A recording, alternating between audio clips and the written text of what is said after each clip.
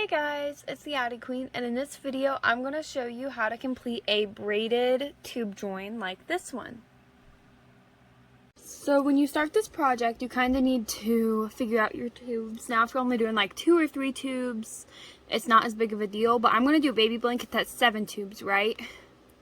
I need to know which 2 tubes are going to be on the outside of my project because I will only need to drop 2 stitches on each. And then on my other tubes, I'm going to drop 4 total. So this is going to be on the outside of my baby blanket that I'm working on.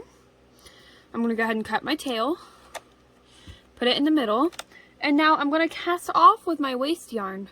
But I'm going to skip these first 2 pegs because this will be one of my outside tubes. So it's going to go around like this. And skip our first 2 pegs every time around.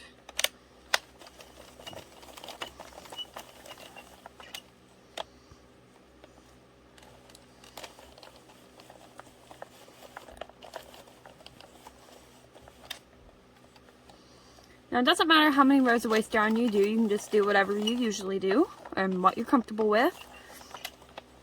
But it's important that we skip those first 2 pegs.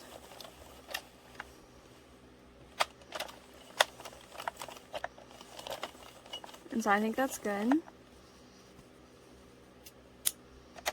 Now I'm going to take off my waste yarn.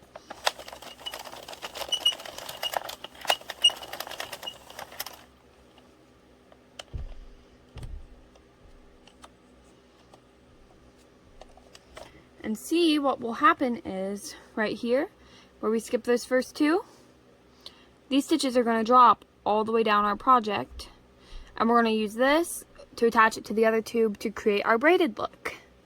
So now I'm going to show you how to take off your tubes that'll be in the middle of your project. So I just thought I'd show you. I have my yarn laid out. I'm actually going to do like an ombre kind of pink blanket and have 2 black tubes on the side. It's going to be pretty cute, isn't it, buddy? Huh? It is. Do you want to show them how to do the second tube now? You do? Alright. We got this, goodie. Alright, for our inside tubes, again, we're going to skip the first 2 pegs. Let's see, I need to make sure my pink yarn goes in here.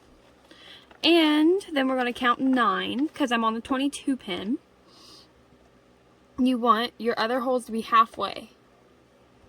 So, with 9, that'd be halfway on the 22 pin. 3, 4, 5, 6, 7, 8, 9.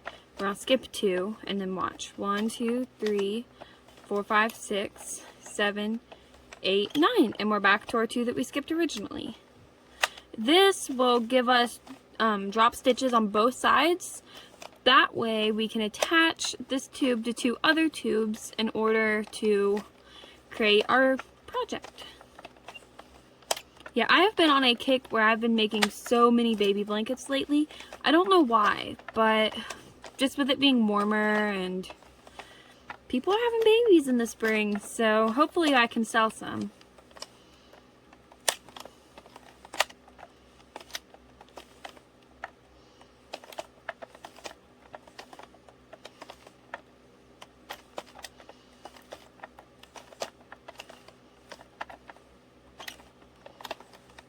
I think this will be my last row.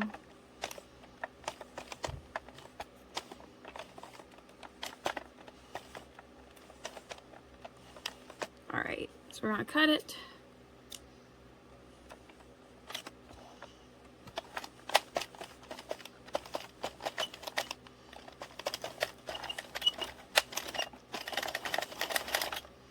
Alright.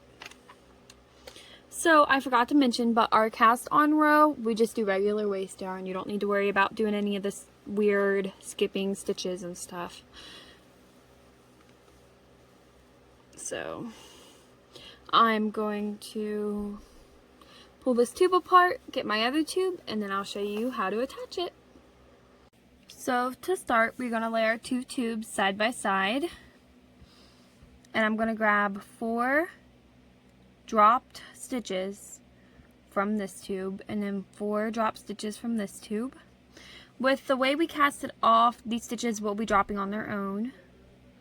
And we're going to pull it through. So look. 1, 2, 3, 4. They just rip apart.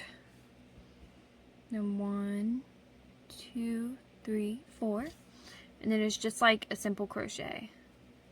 Oops. I'm sorry. Forgot to totally do that. Okay. Here we go. 1, 2, 3, 4. Right here. Bottom over the top. 2, 3, 4.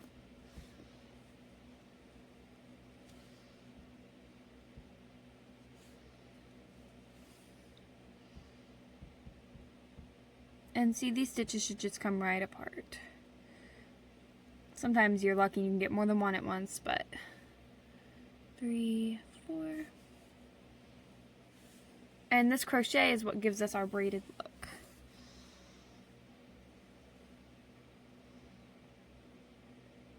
I guess I should have chosen a color better than black. It is so hard to see that on camera, so I do apologize for that. A good thing about using this kind of closure for your, not closure, gee, I'm really struggling tonight, guys. A good thing about using this kind of stitch to kind of join your tubes together is that it ensures your tubes will be even if you have the same number of stitches, because you're counting every single stitch. And that ensures that your tubes will be the same when you get to the ends. Just sort of ripping it apart. I'll zoom in a little more so you can see better.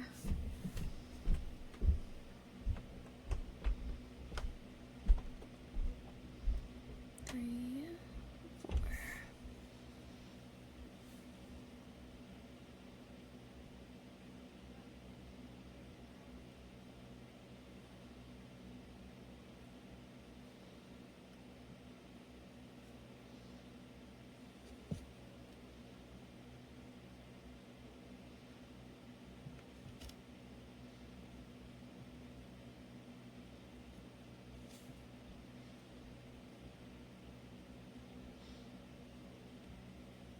Now you do have to be careful, make sure that all 4 come through. Sometimes it's a little hard. There we go.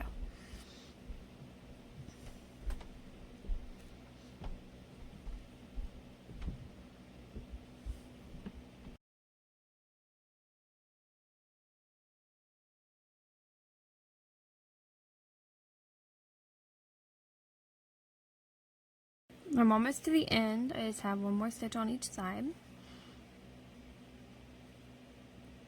And as you'll see, this just pulls right out of the waste yarn. No big deal.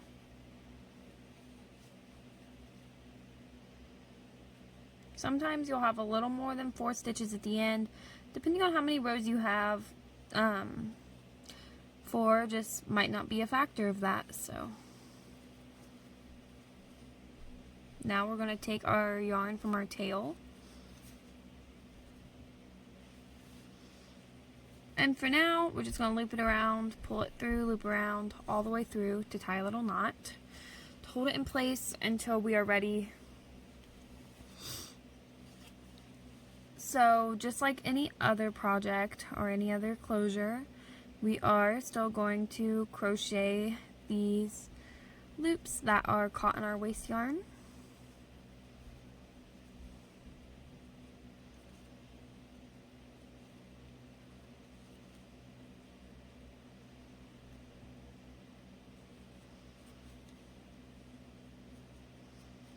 I apologize, I haven't uploaded much this week. I did have my finger worked on again, so I've been a little tender, but we're back in business now.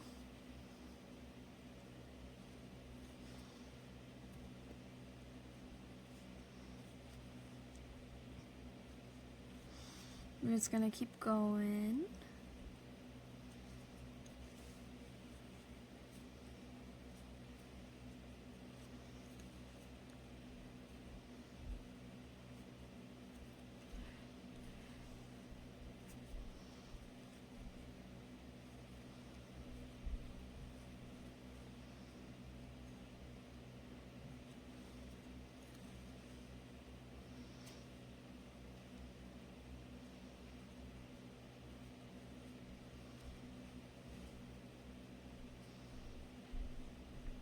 Man, sometimes it's so hard to get into this last stitch. Got it. Now we're going to reach through this waste yarn and grab this black tail. And we're going to close this off just like we did the last little knot we made. And take the waste yarn off.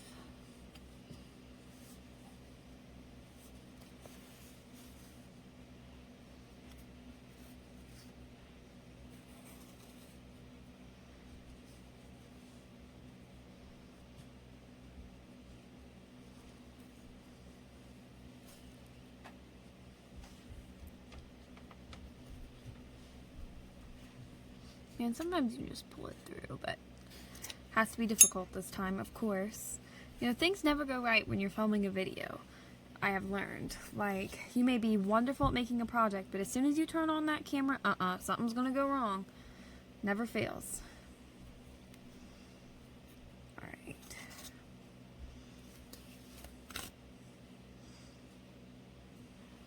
And so we've done that closure right here. We're going to do the same thing for the pink and for every single row in your, not every single row, I'm sorry, every single tube in your project. And here's what the final braid looks like.